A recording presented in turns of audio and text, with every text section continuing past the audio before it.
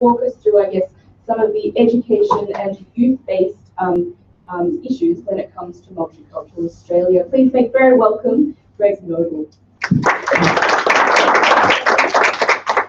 Thank you. Thanks for having me here. I want to start with a couple of quick general points before I talk specifically about education. So I think it's important to kind of make a couple of key points about the need to kind of have ongoing discussions about multiculturalism. I want to start first with the idea that, in fact, we have a paradox. As many of you will know, and many of you will share the sentiment, our Prime Minister the other day said that Australia is the most successful multicultural nation in the world. Debatable, but it's a point many people share. At the same time, we live in a nation which is predicated on a fundamental act of racism, and whose experiences of racism have been increasingly being ramped up over the last decade.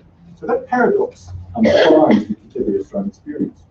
The second point is that even though we've been discussing multiculturalism for 40-something years, we've had it in practice and in policy and a range of programs, every single survey that's ever done on how people understand multiculturalism shows again and again and again that people, while they're in general support of the idea of multiculturalism, they're also confused. They don't know what it means. So in fact, we have this idea about this thing of which there's almost little agreement. The third point, and it's related to this, is that the way we think about multiculturalism in public debate terms is that our discussions about multiculturalism are continually framed by an attack and defend mode. We can't seem to get beyond a way of talking about multiculturalism in the public sphere, which is multiculturalism is bad, multiculturalism is good. Let's get rid of it, let's defend it. I think we actually need to go beyond, as much as we can, that kind of framing of the debate and to start to think differently about multiculturalism. The crucial thing, of course, is that multiculturalism is not a single thing. We use it to talk about a whole range of things. Sometimes we use it just to mean cultural diversity. That's what a very good use. Sometimes we use it to refer to a body of policies and programs, so there's a coherence. But in fact, multiculturalism, as a set of programs and policies, does a whole bunch of different things. And sometimes those things are in tension. So, the multiculturalism, when we're talking about dealing with, say, settlement of refugees, is quite different to what we do with the language needs of second-generation migrant children. So the other thing we have to build into it is to recognise that multiculturalism is not a single thing, but many things. Things are being attacked and defended on various different fronts. Now, the reason I want to make those points is because when you come to somewhere like education, those kinds of tensions and disagreements and confusions become really pertinent. Because what are schools supposed to do when they teach or they address the needs of multiculturalism? And these questions are being answered every day in classrooms and in principal offices, sometimes really poorly, sometimes quite well. Usually in an ad hoc fashion, sometimes in a more strategic and planned fashion. The main point that I want to make, though, when thinking about schools, is that schools, and education generally, schools in particular, are really interesting places to think about multiculturalism. I spend a lot of time standing in the middle of playgrounds, and quite legally, and probably. I spend a lot of time doing research in schools. And playgrounds are kind of like one of the most interesting barometers of what cultural diversity means and how multiculturalism as a set of programs can put into play. And I'll come back to that in a bit. But the problem is, for me, and the research that I've been doing in multicultural education for about, well, I've been doing research in the area for about almost 30 years now. But the last two major projects I've been doing have been thinking about reassessing multicultural education. And the reason is because the way we think about multiculturalism, and multicultural education, is still very much framed by the model of multiculturalism that we devised in the 1970s. And that was really important. I'm not disparaging that. The problem is that it doesn't quite address the needs of contemporary Australia. It doesn't quite match the realities of standing in the middle of the playground. So old-fashioned multiculturalism, if I can call it that, thought about migrants as being as constituting communities that were kind of clearly identifiable. You could have a Greek community, and a Cane community, and so on and so forth. We all knew what they were, and they had particular needs, and we could address them in particular ways, and blah, blah, blah. problem is if you stand in the playground, that reality just doesn't come with it. So one of the things that we did in our research was to actually get people, both teachers and students, to talk about how they identify themselves. And what you get is this kind of mongrel image of Australia, that people are this and that and this and that. They're not one thing or two things, they're 3, 4, or 5 things. And they're in uneven kind of emphases, and it depends on who they're talking to and so on and so forth.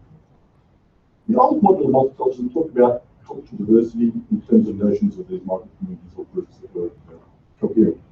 I prefer to talk about cultural complexity. And by that I mean we live in a world where we are hybrid and have hyphenated identities, and where these differences swirl around in kind of complex and interacting ways. And that's partly the confusion that many people have. They don't quite know how to locate people now if you're not group or change or whatever. So, so I would say it's not so much about a question of, are we taking a backward step per se, but we're not keeping up.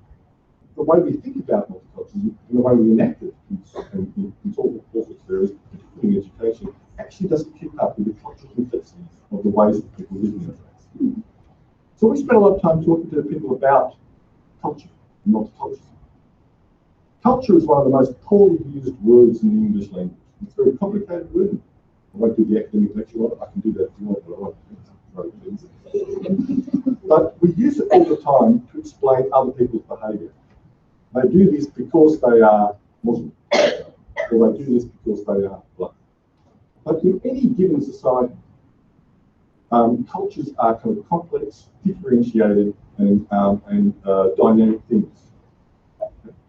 In fact, we use culture in such a poor way, we confuse it with notions such as ethnicity and identity, and nation, and community, and group. When we talk about cultures, we don't really know what we're talking about.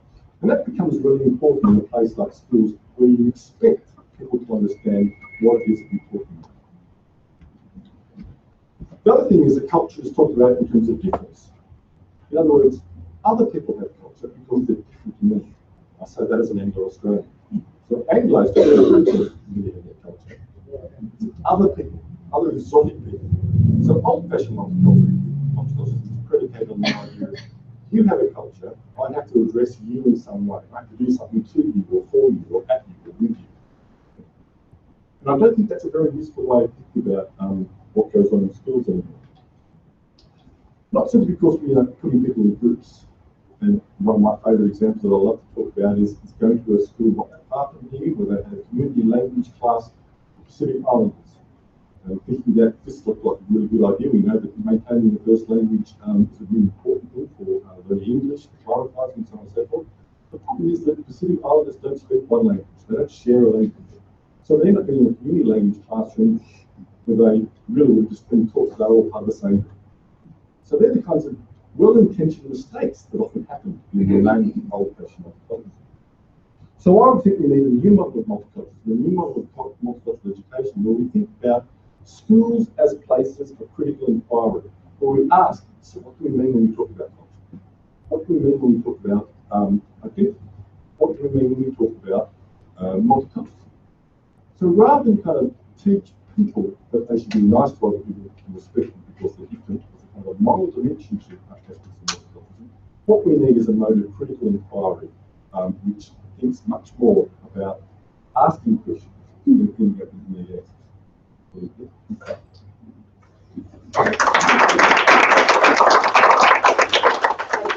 A very academically rigorous way of getting proceeding in such a way. If that conversation interests you and you'd like to find out more, then Greg is at Western Sydney University. It's called Institute for Culture and Society, which is very easy to remember.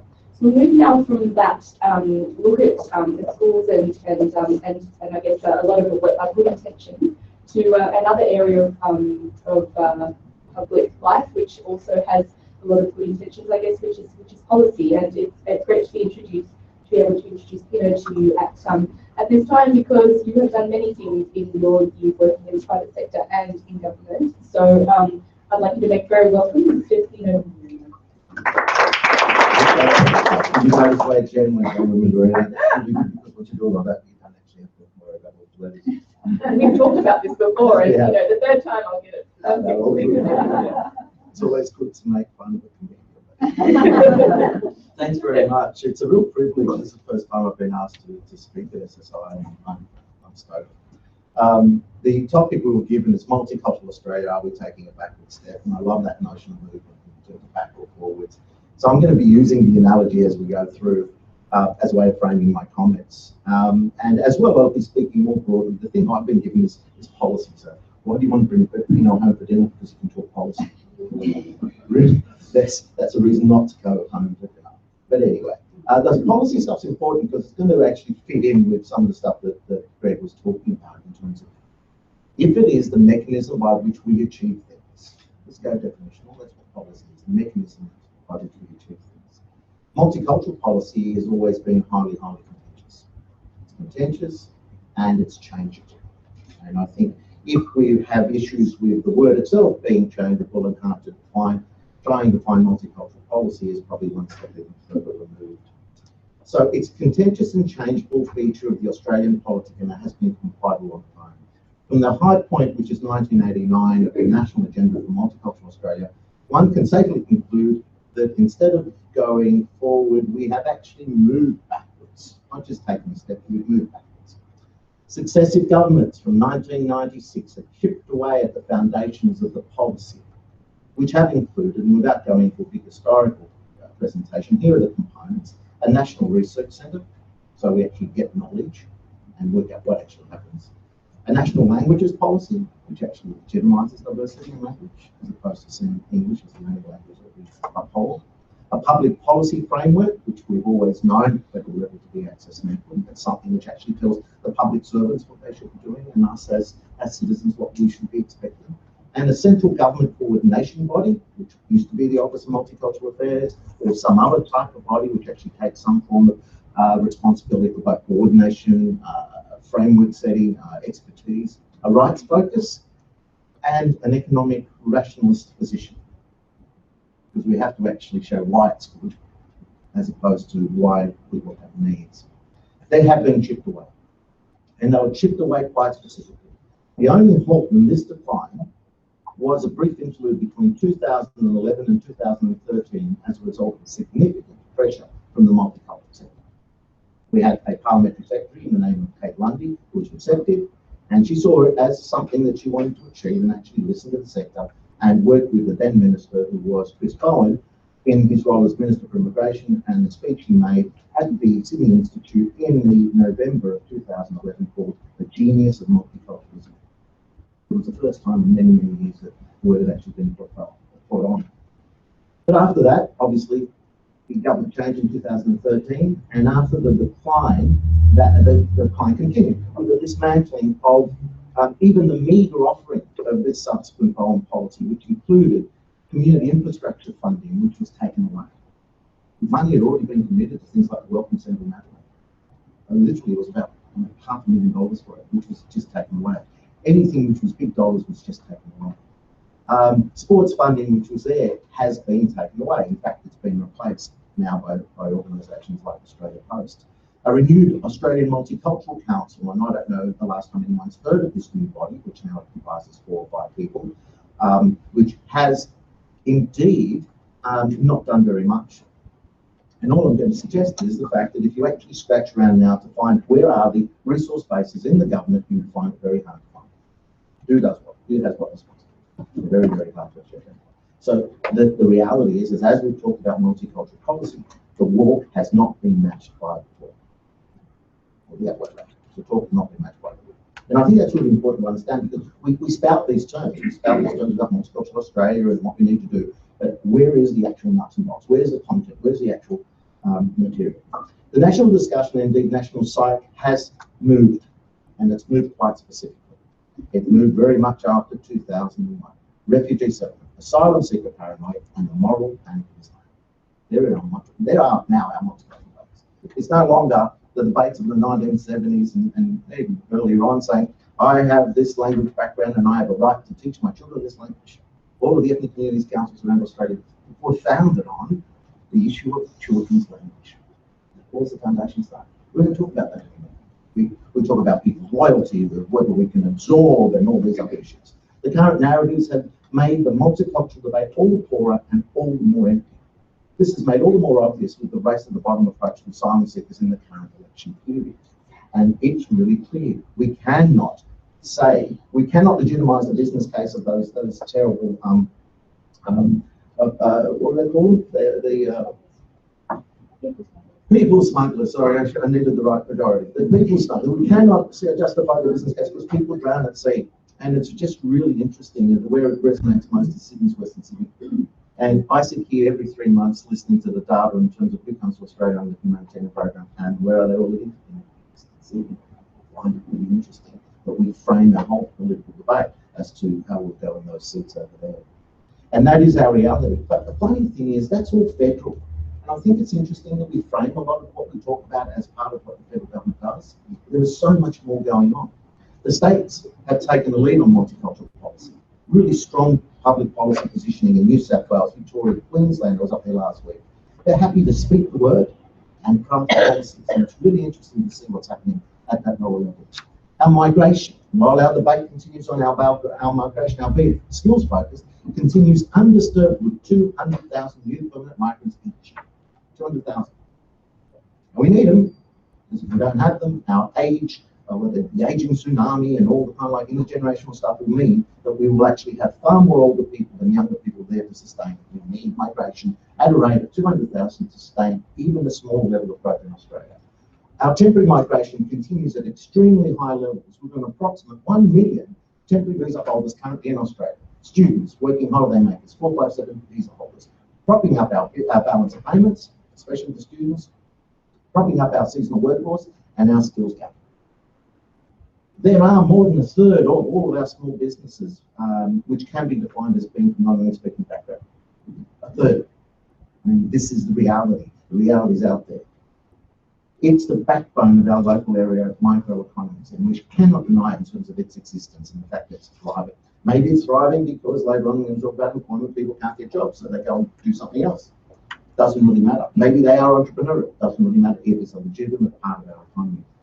Where responding to diversity is essential, and here I go back to government and a couple of government departments I'm working with now. There is still a lot of good practice, such as the current efforts by the Australian Electoral Commission to inform people about how to vote. The amount of money they're throwing out is outrageously high. Advertising in radio in 28 languages, pressing AT, really systemic approaches to make sure that people actually know what's required of them. The ABS will do the same with the upcoming census. The Department of Social Security has really worked and put, I would say, I've known budgets in comms areas. The Department of Social Security put up an $800,000 budget for a small time period on non-English materials from violence against women. $100,000. It's unheard of. It's unheard of.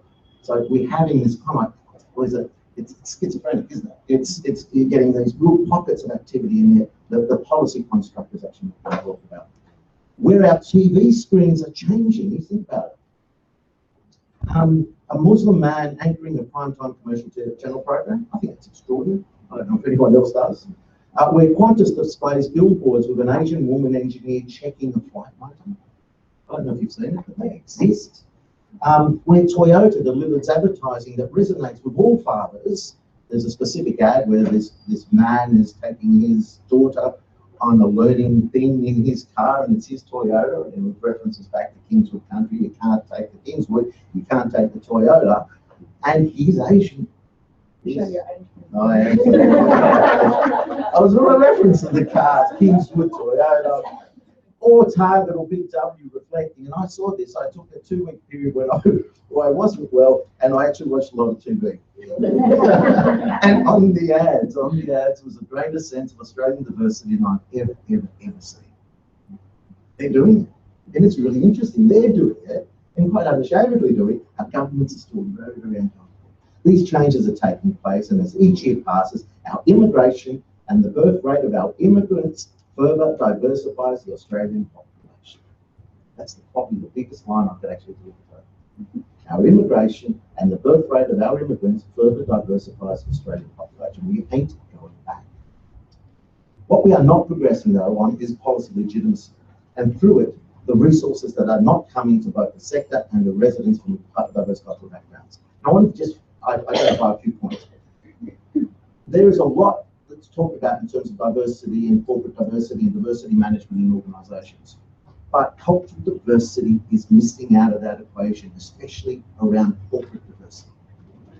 There is still a prevalent view that the focus should be on gender diversity and that other diversities will be dealt with later as if they're kind of like quite isolated units. So I'm coming back to your point about what is culture.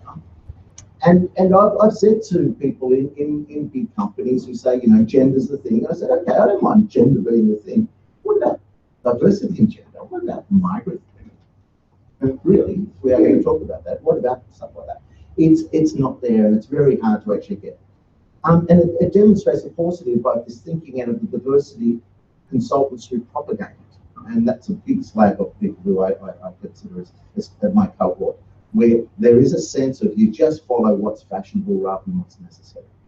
There is currently a lack of effective access and equity policy, which is reducing the legal legitimacy of needing to design policies and programs that meet the needs of cultural diversity. I think Greg said, and I quite rightly, I agree, you cannot be shorthand in culture. You cannot just frame things around this notion of what is an Italian or Greek. But what you can do is you can actually use a lot of good data and a lot of good science to say, if I'm designing an aged care system in Australia, and the 65 plus age cohort in Australia is 16 to 17%, and I have communities like the Italian born, which has 57% of its population born over 65, or the Ukrainian, which has 82% born over 65, I should be making the argument that if we're doing aged care policy, that those people need to be at the fore. It ain't happening. It ain't happening. It's not legitimate. And the result of that is, rather than designing systems around them, we now have the aged care, what's it called, the aged care, My Aged Care, and the My Aged Care portal. And My Aged Care portal is designed for consumers, because we're into consumers now in terms of, you know, allowing people to do things. Consumers can ring a 1-800 number or go online and find out what their rights are as older people. Yep. You know, my cohort, 57% Italian born. The non-English speaking rate in that would be an easy 45%. Those who lack first language literacy would be an easy 30%. Even if you did it in Italian, even if you did it in pamphlets, it ain't going to work.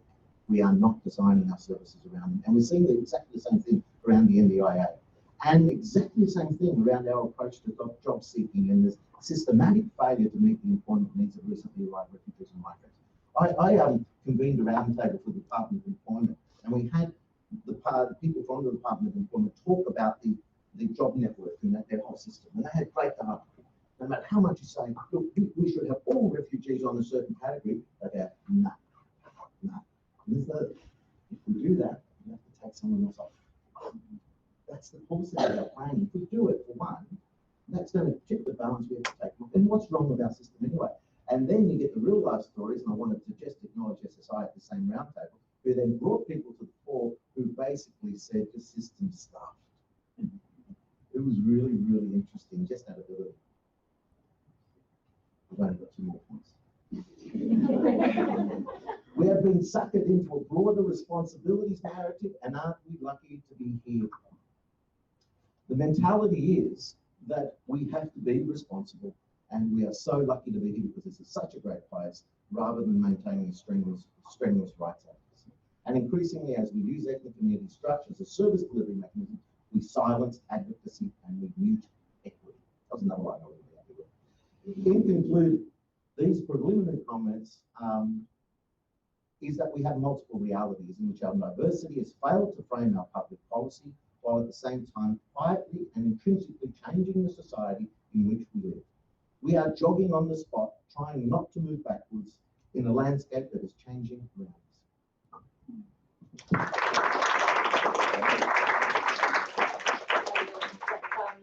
A lot of facts, a very sobering breakdown. It's great to have such a broad look at all the different things. I'm sure when it comes time to questions, feel free to remember any of that and give work that was really with that. That was fascinating. We're going to move now on to a discussion of the arts and the cultural sector, which I'm sure a lot of you are very interested in. Dr. Paula Aboud has 29 years experience working in this field as an educator, a writer, and has done a lot of work in the community. And thank you for a warm round of applause now. And let's Thank you, and I think it's a wonderful discussion to have in the middle of a slow election campaign. As I'm going to talk about arts and culture, I'd like us all to try and get that on the agenda for the election. Good luck. But part of me saying that is that in my work, in the last 2.5 decades of my work with communities, particularly around cultural and arts work, and education work, most people don't silo off arts or culture from education and other parts of their life, and that's the problem we have in terms of arts funding. And we're being told all the time, oh, no one's interested in arts, refugees are more important than arts, and arts kind of gets pushed down. And our argument is arts and culture are inherently valuable and critical in every aspect of our lives, particularly in the work I have done in community and cultural development, in education, in storytelling, and arts and cultural work has actually been a really critical engagement tool, particularly with young people and women and elders and marginalised groups. So what I want to do tonight is I just raise a few points or reflect on the last 2.5 decades of my work around what we used to call multicultural arts. We don't even use those terms anymore. To do that, I always want to unpack language because I'm a teacher as well, and I think language is really important. And multiculturalism has, I think, itself undergone a change in my work as a community worker in what we used to call the multicultural sector. Some of us still do. 25 or nearly 30 years ago, multiculturalism in different ways. We talked about it all the time. We talked about it in terms of social justice.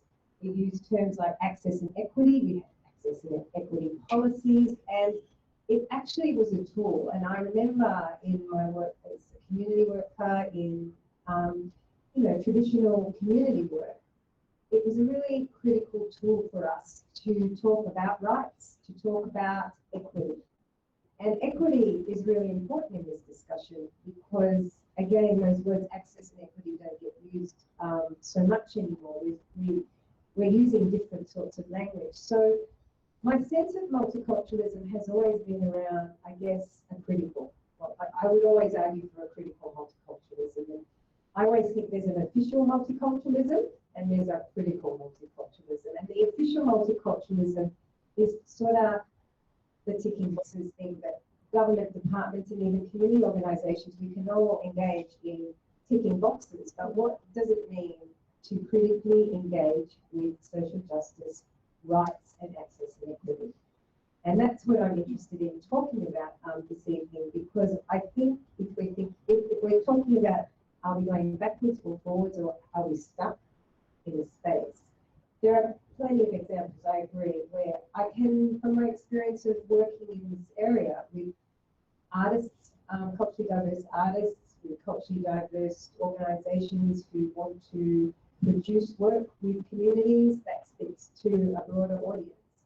I guess, years ago, we had, policy at the Australian Council, Arts for a Multicultural Australia, which a dear friend and colleague of ours, Mira Dimmick, was critical in introducing, and that kind of was a really important foundation for the work of the Australian Council. And that's one council I've probably had the least fight with over policy because it became foundational, particularly in the sort of work I do, which is community arts and cultural development, which has always seen cultural diversity and cultural expression and diverse languages and forms of being and forms of expression as central to its brief, not add-on or marginal.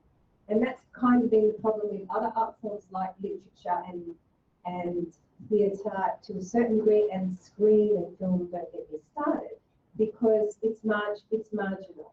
And our great struggle these days is, I think people have become adept at speaking the language of diversity. People have diversity action plans.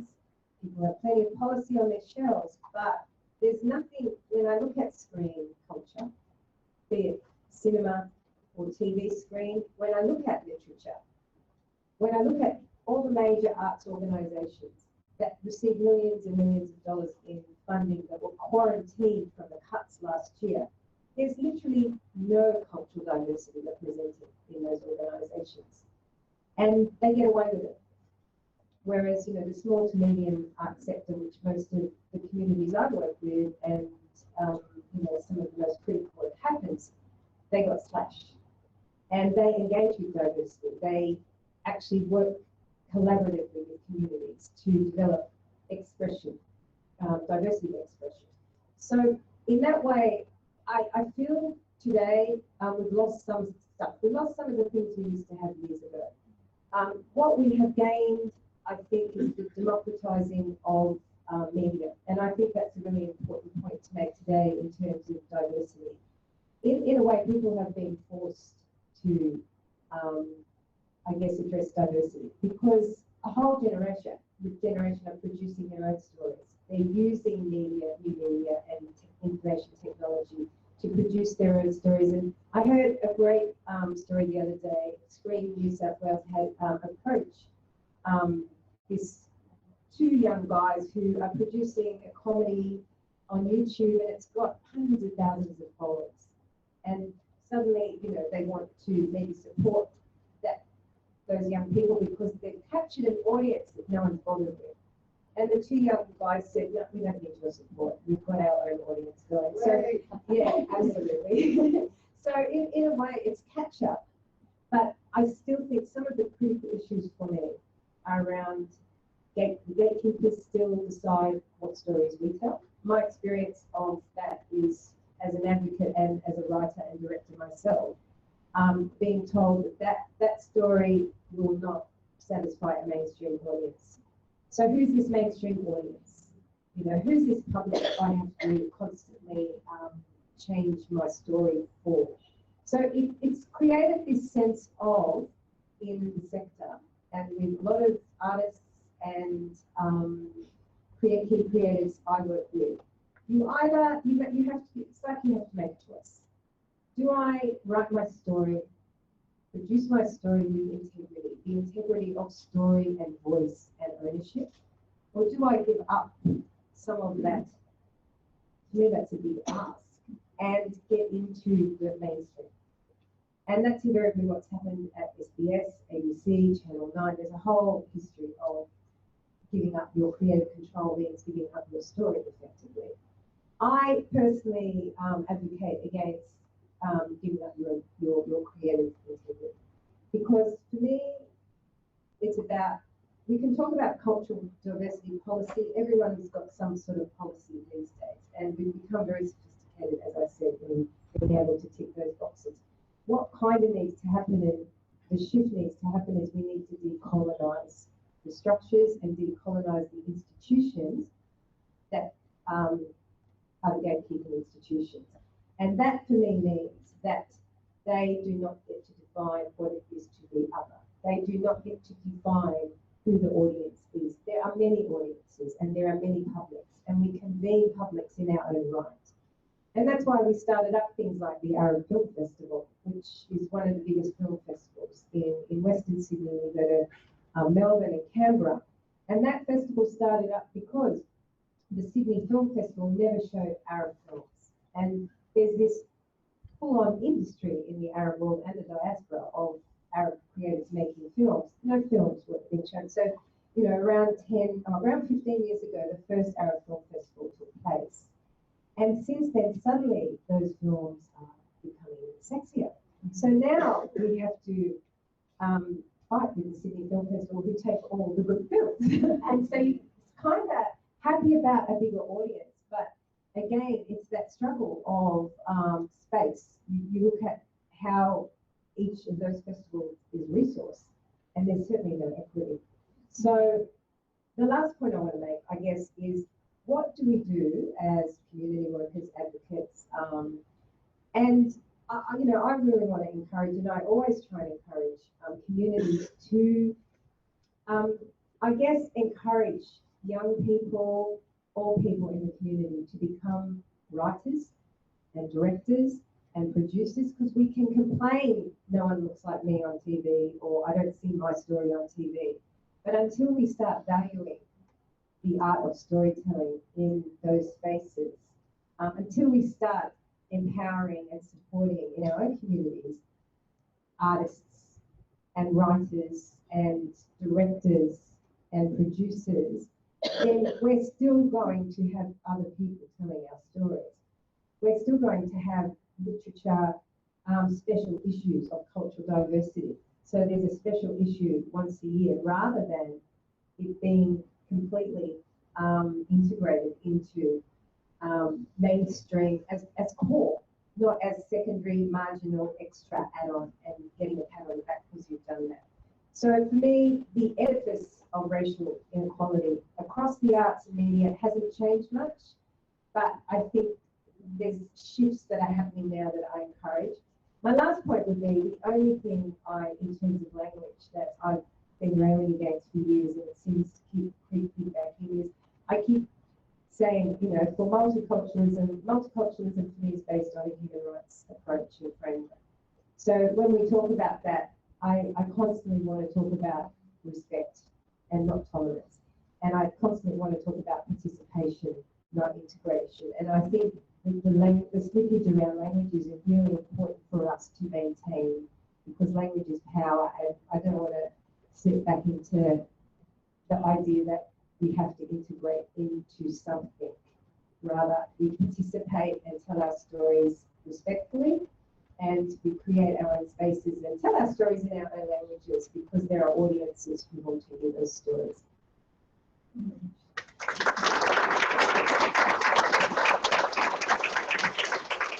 you so much, Paula. And while the fire of Paula's words and this cold night stays with us, maybe it's a good time to encourage everyone next time you're choosing how to entertain yourself to consider picking something that's local, independent, and supports a young up-and-coming person who's working, or perhaps someone whose voice you've never heard before that you've never seen on TV, because there are people out there making great work.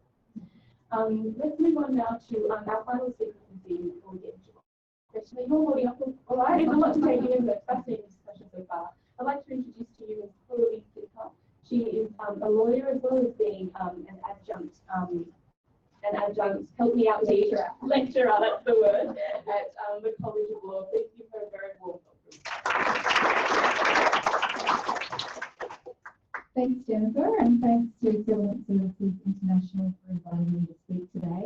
It is a huge honour to be part of such an esteemed panel, and I think it's actually been transgressing really well from thinking about what multiculturalism actually means and a critical thinking approach to what are our existing policies on multiculturalism, and then whether those policies are actually working in an area like the arts. And that's something that I want to touch on further as well. And I won't be too long. I'm conscious that I'm the last speaker and people probably have lots of burning questions, so I'll try and keep it short and sweet. But certainly, as a daughter of Indian migrants and as a lawyer who's worked with many migrants, as a lawyer, but also in the community work that I've been involved with, I've heard about a lot of struggles.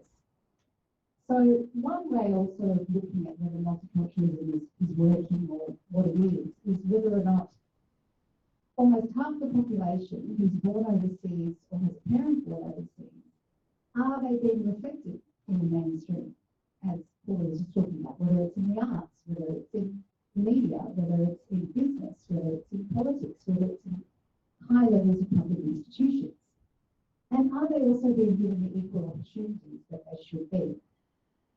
There is still evidence, even though there has been some progress and there's great advertisements, as Pino mentioned, there are certainly a lot of figures and studies that show that they're still not. And for me, that is a problem and something that I think that we should be considering. The fact that there's an ANU study which says that Chinese and Middle Eastern people have to put in 6 times more applications than Anglo applicants. And as recently as only just a very short while ago, the Minister for Multicultural Affairs, Robin Scott, actually said that his wife, Xiaoji, had to change her name to Jade Scott because she's of a Chinese background. And when she changed her name, she got more interviews. So it's happening. It's happening now, and at least one thing the Victorian government has taken on board with that is they are trialling a job selection process now where it will be the gender, name, and age will not be identified. But there are many more steps that need to be taken because it's being acknowledged. It's being acknowledged by high-level politicians, including last year the Assistant Minister for Multicultural Affairs, Richard Fierventi-Royal, saying if you have a funny name, it might be difficult for you to advance. And you have the Department of Immigration and Border Protection Secretary Michael Pizzullo saying that he sympathised with fears of culturally and linguistically diverse Australians that they could be unfairly targeted by government visa checking crackdowns due to their skin colour or their name. So there are clearly some issues, and we've touched it on and looked at policy, as Ina's mentioned, and noted some of the deficiencies that are there. What do we need to do? How do we make sure that we move forward rather than backwards and forwards, or what is the next step? So some of the next steps, in a nutshell, and as much time that can be, in the short time that there is to cover, is firstly, of course, working together. A whole of government approach, federal, state, local, as well as all the community organisations, SSIs doing brilliant work in the space, community institutions like FECA, many of the migrant resource centres, the public, the private sector. And how can that collective action actually be reflected? And it's not just by organisations, it's by individuals. So I agree with the point that Paul brought up about language. Language is powerful, and language that's used by each one of us, by the media, by politicians, by everyone, is an important step in the sort of dialogue that we're creating. There is so much negative rhetoric. Only last night I saw on Q&A a politician talking about the subclass 457 visa holders who are stealing the jobs. It's the refugees who are coming here because, there are economic refugees, but there are very genuine refugees. I've represented asylum seekers. I've seen them break down on tubes, and I know that they are genuine stories. So what sort of a language are we using? Is it us versus them? Once we're here, aren't we all Australian? Whether you're an Anglo-Australian or British Australian or Italian Australian, Indian Australian, Chinese Australian, or Greek Australian, we're all living here in Australia. So this us versus them mentality needs to change. And as we all know, we're all migrants, regardless of whether we were born here or whether our ancestors were born here. It's only the Indigenous people who aren't. So this dialogue of it's them who are coming and stealing our jobs, or it's them who are coming and going on the dole, that's something that we can all look at, and as individuals we can think about as well. It's not just something that we'll say, oh, the government has to do that, or the media has to do this, or it's the public sector bureaucrats who aren't doing things properly. And also, of course, the law, the policies and the programs, which should focus on the collective good. It's not just, oh, we have to do this to remove disadvantage because these poor refugees or these poor people from migrant backgrounds, they're not getting the same opportunity as other people. It's actually for the collective good of every Australian with multiculturalism in action, because it means that our resources are adequately utilised and which will then not have a detrimental effect on Australia as a whole. It's a proven fact that there are many benefits brought to Australia by skilled migrants. Migrants who come here and who work hard.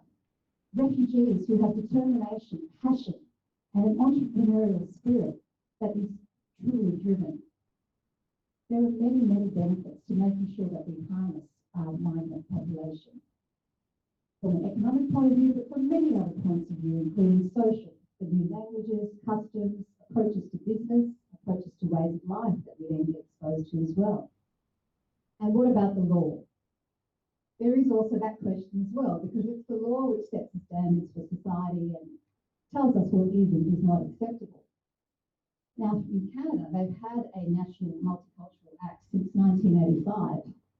There is a Multicultural Act in New South Wales, which it was renamed to as a Multicultural Act in 2000, but nothing at the national level. So that's an important debate that we definitely need to continue and work on. Because is it enough that we have things like the Australian Multicultural Council or multicultural policies? Or do we actually, I certainly am on the side of pushing for something national at a national framework level, and then the policies that are developed from that legislation can then be adapted to suit the needs of society as they change. Because the counter argument to legislation has sometimes been that, well, if you enact a legislation, it won't reflect current standards, but you can make sure the policies that come down from that legislation do. And those programs that are in place, more orientation programs, more mentoring, more great activities like SSI is doing, that will really help multiculturalism move forward and work in action. And finally, it's not just a collective will or a political will or a bureaucrat's will, it's our own individual will. Whoever comes here as a migrant, although yes, most definitely, customs should be kept with pride and you should retain your ancestral roots and be able to do them as much as you like to, and whether it's speaking in a language or having a particular custom at a particular time of year or a particular religion. The important thing is that you also then respect Australian values and laws, and when you come into society here, you participate, integrate, whichever word you want to use, but certainly work hard, as many migrants do, and that's why they have been doing so well. So finally, just to sum up, part of the way forward is collective action, but it's individual will. It's not just collective will, it's each of us working as individuals on the language we use, the sort of policies, programs and things that are in place. So we can then truly advance Australia fair and have a more better multicultural Australia.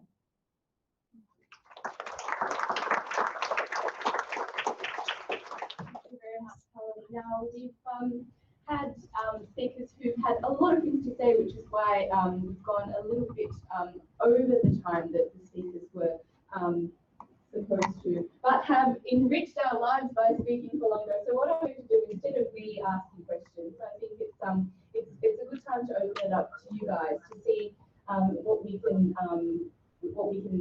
chat about for our remaining half an hour together. So what we'll do is there'll be a microphone that will be traveling around the room, I believe.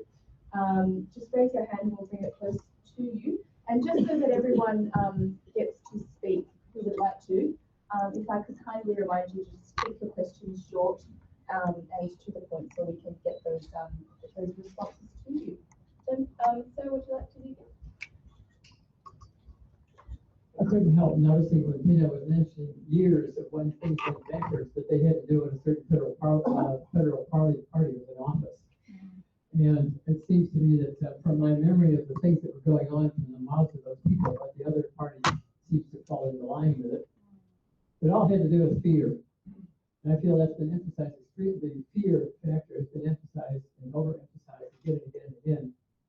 But my question is, what is it going to take for us to shift that kind of manifestation to amplifying, towards the common good, towards care, towards what it is what's going to how are we going to replace that we need to replace it with something, and that seems to be the probably all of us are asking this.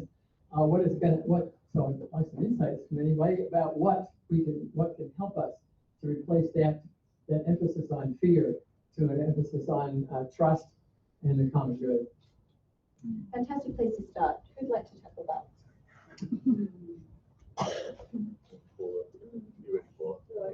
Okay.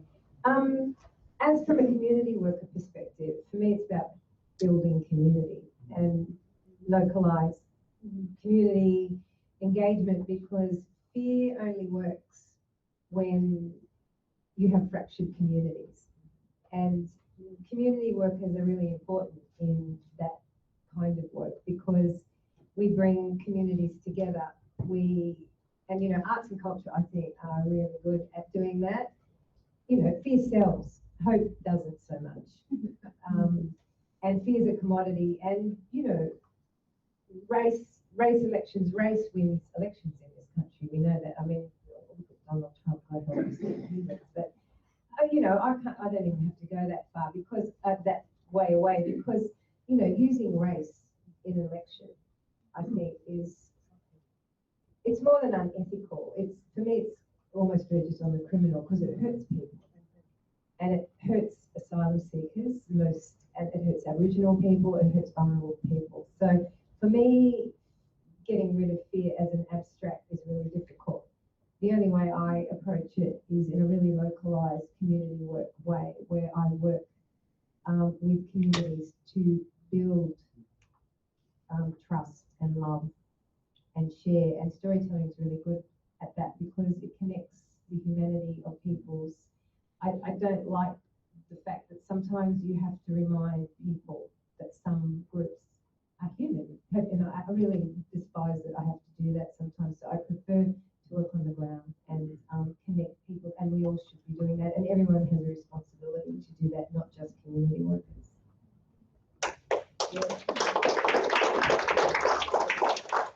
So specifically talk about the importance of education in dealing with questions of fear. Two things. One is you have to remember that fear is produced. It's not innate. You know, it's manufactured by governments and media organisations. So one way of countering that would be to, I go back to the point I was making about having a kind of a critical inquiry approach in schools, is that you can actually ask students to explore how particular kinds of groups are represented and constructed in the media. And that leads to for me to the importance of historical knowledge in understanding the world politics, if I put it that way. So in the 1990s, when Bob Carr was saying, you know, the problem with the Lebanese gangs is that they import their violence or whatever from Lebanon.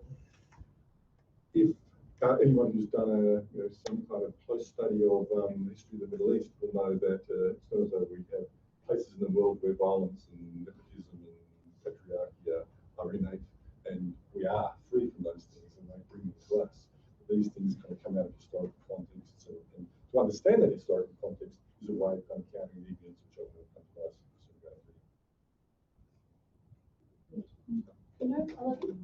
I think they've all said.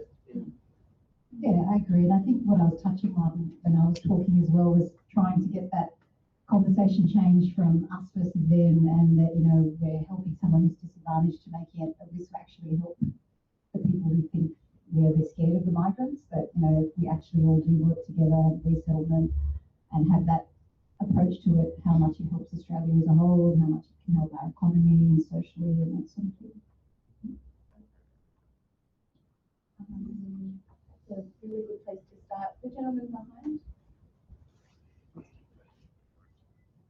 Thank you.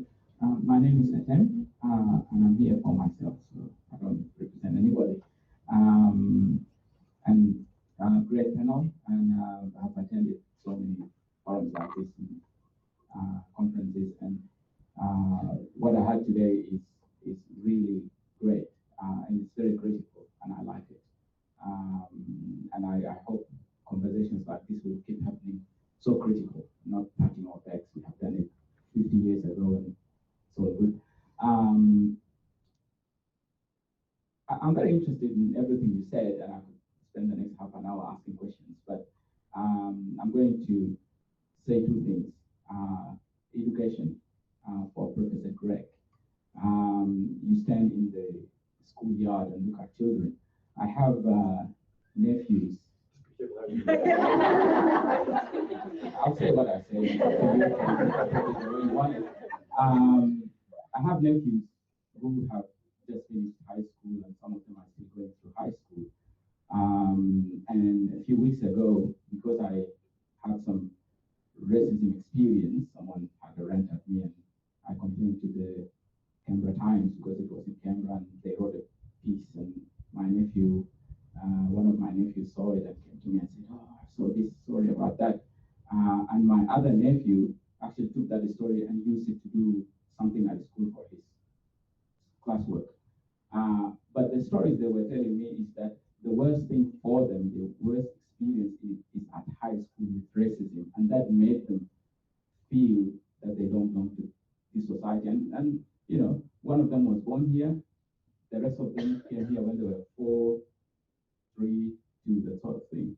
And they told me they feel that going to school is the hardest thing, especially at high school, because of the racism and the sort of thing they are sort of told by the students, by the kids. And when they go and complain, nobody, you know, the teachers go like, don't worry about it. It's all okay. So I'm wondering whether you have seen that as you stand at these yards, looking at what is going on and what could be done about that. And the second thing I want to say is, as much as we talk about these things, I would have loved to see an Italian grandmother who doesn't speak English actually sitting here and talking about multiculturalism, because we don't get that. We get, the views from people like you, which is great, but people who sit in the communities have different experience of these things. And so how do we actually bring those people and their experiences to tell us? We don't know, we wonder about what is happening in Western Sydney. Why is there, in communities that have refugee background, they resist asylum seekers, and the people go out and say, we don't like asylum seekers. We don't understand why they do that. The community I come from, South Sudanese, people are actually against asylum seekers. Why? Because the department tells them your family is not coming because asylum seekers took your place. And people don't understand that. So we need to, bring these people in and let them say what they think about multiculturalism and how they see things as part of, complementing what everybody has said. Thank you. Very much, Chair. I think it shows that when we think about diversity, often our understanding of diversity is in fact quite narrow. And there is always room for more diversity when we're actually talking about something which is diversity. Greg, did you want to comment on this? Quite a thing with the high school. It's actually really interesting. So one of the things that we've been intrigued by is that something happens from the transition from primary to high school. So that we spend a lot of time talking to primary school kids, and there are many fewer problems. I'm not saying that primary schools are utopias, but there are many fewer problems in primary schools. Kids actually have, in some ways, a much better grasp of questions of culture. It's very strange. As you go to high school, and they become entrenched and kind of organise themselves around lines of division and so on. And I think that means you actually need a kind of a different approach, and you need to to think differently about what goes on in the minds of kids as they grow up. And I don't want to turn into a kind of a psychological process of becoming a teenager and an adult.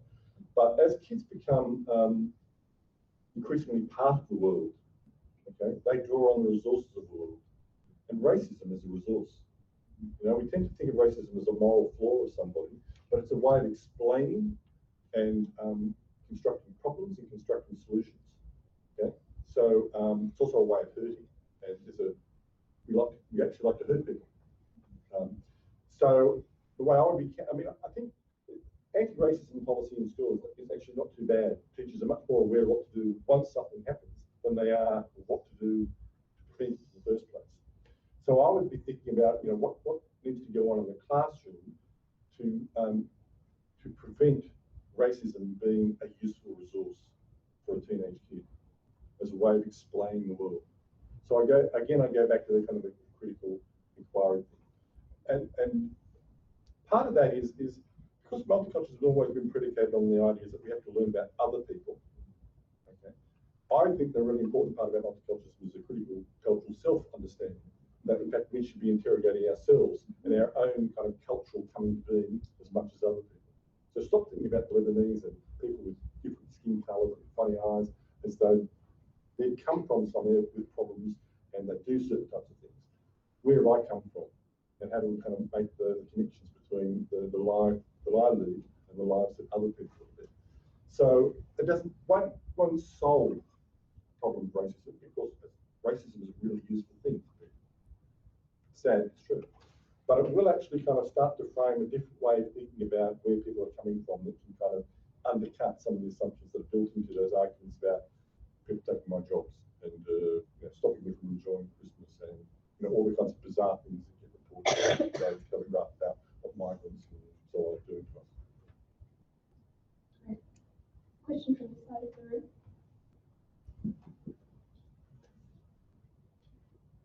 Hi, my son's name is Subhash Rajendra, and my sister's son's name is Harry Soward. They work together at a well-known retail outlet, and they were telling the boss this. All the staff at the head office were going, "How could you be cousins?"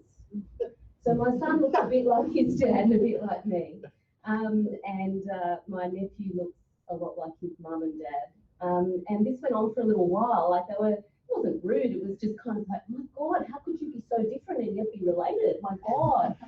And my son, who really resents the otherness that comes with that, eventually, apparently, so I was told the story, rolled his eyes and said, "My mum's white," which is not a description that I'm usually thinking about myself, but that's how they would just kind of get the conversation to end. So my question is, when do you think we'll understand multiculturalism as not about lots of small pockets of people, but actually about the future of our country is actually cross-cultural?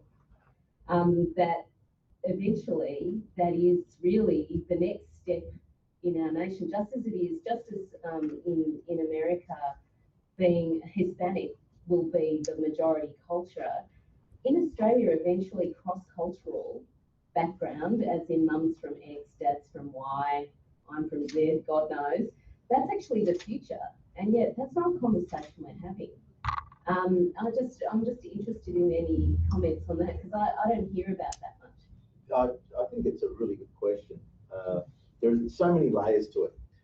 When will we stop feeling that we are different? The answer has to be when other people stop seeing you as different. That's the first part of it. And it's really interesting in terms of how, in an overall society, we are taught in terms of what's legitimate and what's not. I took, there was a company called NRMA, which most people here would know, and I took their staff on a bus around Sydney. And it was part of an orientation thing. They were looking at ethnic markets, and I thought the best place to start was actually showing where people live. What was really interesting is that from the start of the bus tour, where I was kind of like the cultural expert telling everyone about everything, as we went through, more and more of the participants actually came forward and saying, actually, I know that church because I'm X, and it was really interesting in terms of, rather than necessarily feel that they were wrong, what was actually happening is in most of our workplaces, we don't believe that our ethnicity has any legitimacy in terms of their belonging. And it was really interesting when the environment changes, all of a sudden what you've got as innately new has value, because you can start interpreting what people are saying about you.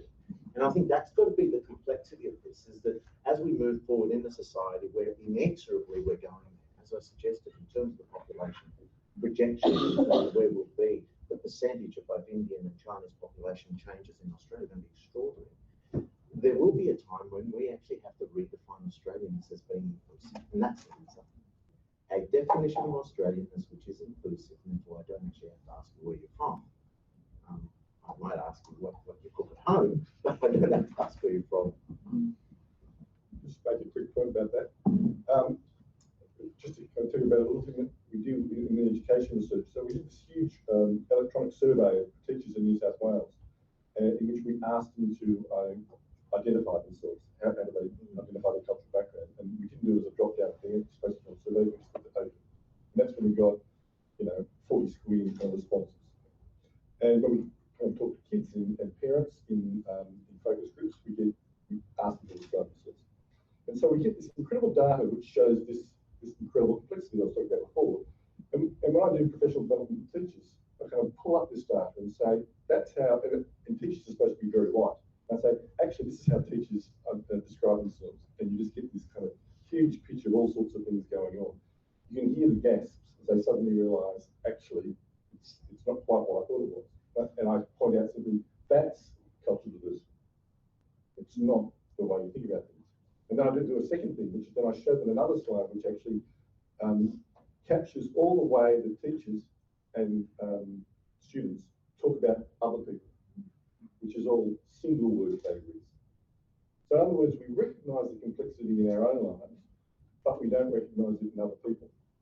But a simple exercise like that actually confronts people with that complexity, that complexity. I reckon about a third of the teachers got it. Another third kind of understood it, but were kind of terrified by it. And another third were just, I don't want to know that. So. I think there's a question over there.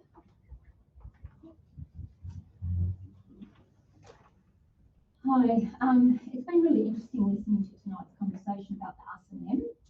And I have a question for the panel, which I don't know what your thoughts might be. And my question is, do you think the debate is about us and them, or should the debate be about the fact that migrant communities have been pushed into anonymity? And my question there is related to all the systems that we have in place, the MyGov, the MyAgeCare, pick your information portal. The fact that a lot of both public and community sector agencies, and all of this resonated with me, the ticker box, they don't even have to have a ticker box. So in fact, there is no data and no evidence for need for migrant communities. And essentially what I see in my journey from the 90s, from that beautiful period we were talking about, is that migrant communities have become faceless, nameless, a non-entity. We've just become part of this blob that is society. And so my question to you is, are we having the right conversation? Well, I know we're not having the right conversation because what you're suggesting is exactly right. There is a failure to legitimise the difference we have, and therefore we're not accommodating it. There's a big area around service development, which is called co-design, or the person-based approaches, and this, that, and the other, and it all predicated on the fact that you actually have to understand the individual you're dealing with. You've got to consider, though, that advocacy, as advocacy, is almost non-existent in Australia. From when, and I, lump them all together, I don't. Becca is there, and the ECCs are there, ethnic community organisations. I know my own, and I'll be critical of my own, rather than others. COASIT's one that I've been with all my life.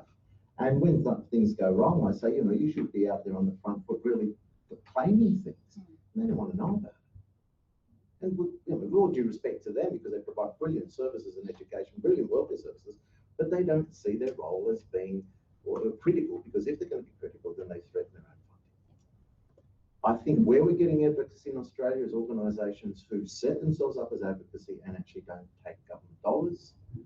The stuff that's been coming out of the Refugee Council of Australia since they were defunded has been brilliant. They've been able to do it because so many people came in, tripled the funding they had. But that's the reality. I think we've actually really confused the nature of what is advocacy, what's a legitimate advocacy. And people like Scott Morrison are really, really hard line with this. Do not expect that I'm going to give you dollars on which you're going to then criticise me.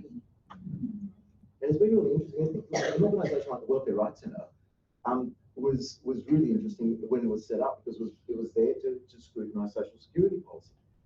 The funny thing was, it was funded by the New South Wales government. And that's why it worked. It worked because it had a funding source outside of its role of advocacy. So I absolutely agree with you. And the other thing I think is really interesting, there is a lack of appreciation in those government bodies. And you say, okay, multicultural health, run a couple of arguments around multicultural health. I've heard so many health professionals say, there's no real difference. Why are we even acknowledging that there's the ethnic communities need something around multicultural health? We're all people, we all have needs. And it's just really funny. And then when you start hearing data around the rates of diabetes, the rates of vasculitis, the rates of amputation of legs and arms and fingers and toes, and they all correlate around certain ethnic groups, then you say, yes, there is an argument around identifying ethnicity and health. We have got a long way to go still. Just a quick response. I'm not sure I entirely agree with you, because I think there's kind of a paradox insofar as that migrants or people of non-English speaking background are both too visible and not visible enough. Okay? And some are too visible, some are not visible enough. Now, I think what happens is that the places where they should be visible, they're not. And the places where they don't necessarily want to be is where they are. So that's, I'll just complicate that. So the kid who gets told to stand up in class to explain to the class what it means to be a Muslim, for example, that's not necessarily the kind of visibility that he wants.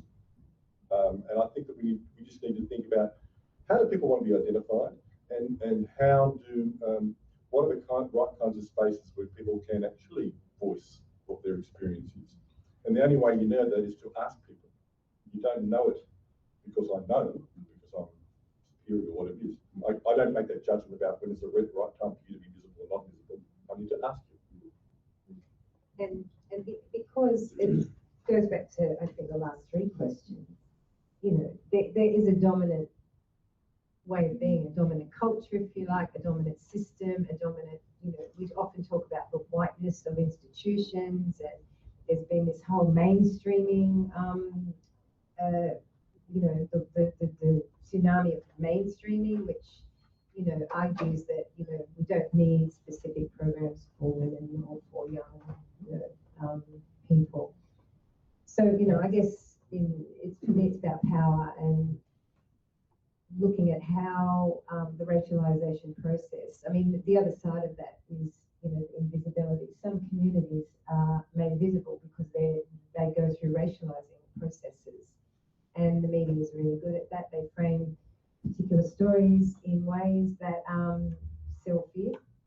So, the crime story. If I think about the arts and screen culture, the only sorts of stories that get up on television for the Arabic-speaking communities are crime drama, or the 2 films that have been put out about young men coming out of jail, gangster guys, and there's no space for love stories. So I think popular culture has played a role in maintaining the legitimacy of the dominant culture.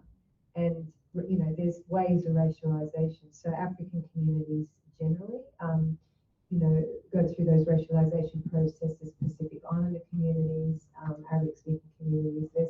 There's been waves of it historically.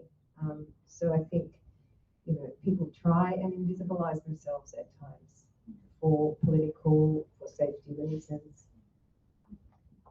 I think we have time for one more question.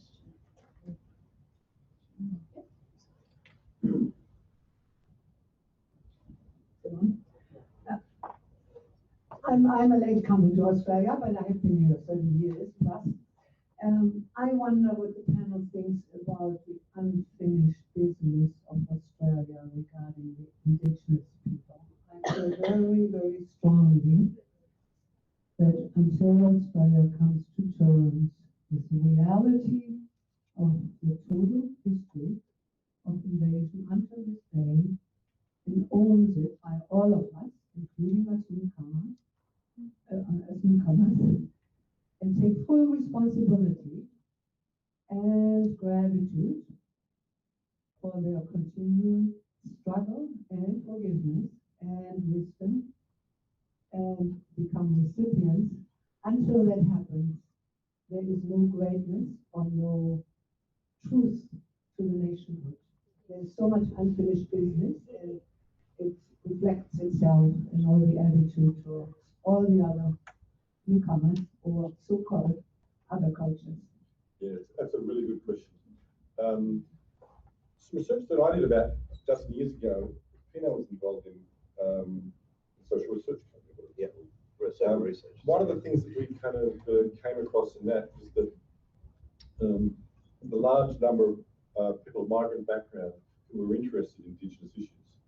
Because it had been a kind of a commonplace understanding of politicians that migrants aren't interested. It's not their business. They don't kind of care. And in fact, we found the opposite. So it was kind of part of unlocking the secret of Australia that they could kind of work out. So it's not true that people aren't interested. But it's a really difficult set of issues. If you go to a country town, the issues around cultural diversity kind of mean that multiculturalism and Indigenous stuff actually gets mixed up. You start talking in schools about issues of cultural diversity in a rural school, they end up talking about Indigenous stuff, because that's the distinction. But for many people working in the area of Indigenous affairs, they will draw a line. So we can't be talked about in the same group. We don't want to share the same space because of there is a history there, which means we are not the same. That's really hard to bridge. What we need to do is to find a different way of talking about the problems around cultural diversity, which will pull people together and see it as an alliance rather than a competition for who gets money, who gets recognition, who gets a kind of a place as the most marginalised, disadvantaged group in Australia, that kind of thing. So we need to find another way of talking about cultural diversity and intercultural relations that doesn't keep coming back to that tension. It's kind of been built into government policy. It's not the fault of people per se. It's been built into the way governments organise things. That's why I leave that. We've got to start by recognising them in the Constitution. I mean, that's a step that should have been taken quite a while ago. It still hasn't been taken. And even the High Court case of Mabo, which is supposed to be this historic case, which has achieved great things, it's only letting Aboriginal people then have leases to land that they originally there is quite a headway that has to be done with the notion of Aboriginal people. I completely agree with you. And as some of you know, when I participated in the debate last year, the Ethics Centre debate on racism alongside Stan Grant, it's fantastic when an Aboriginal person can actually also present their own perspective. And it'd be great to see more Aboriginal people empowered and coming into whether it's Parliament or public institutions leading the way in the dialogue, because they truly understand their own experience.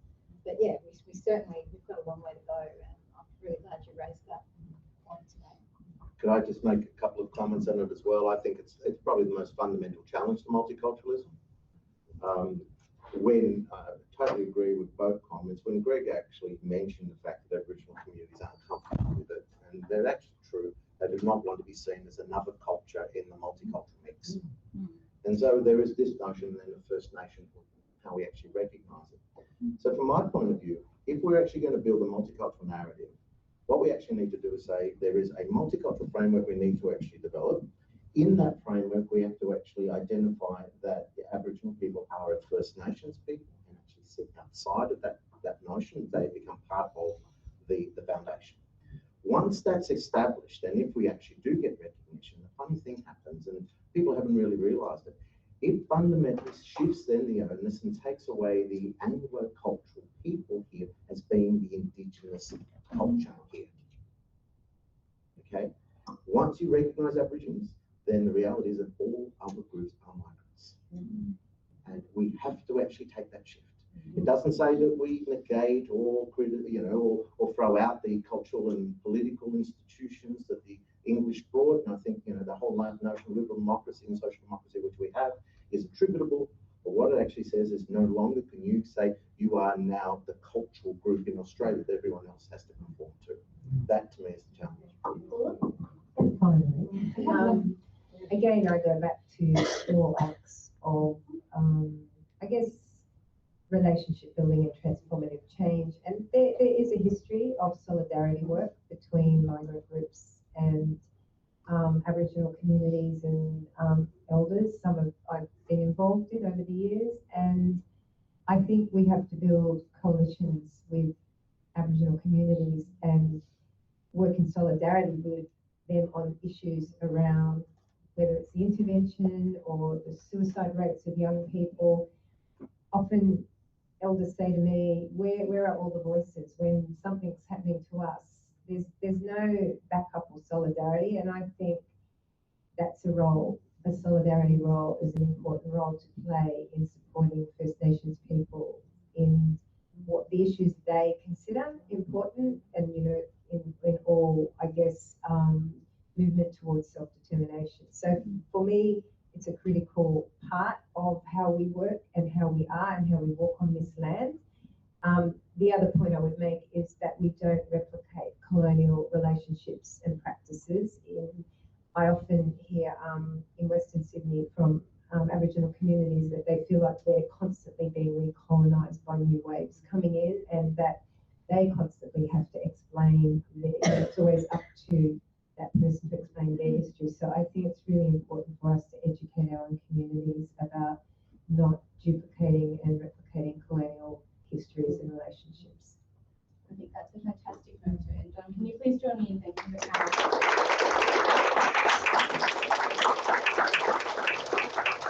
Thank you very much for your question, and it reminds us that when we're talking about multiculturalism and many cultures, that we're of course meeting on land where there were many cultures for 60,000 years before today.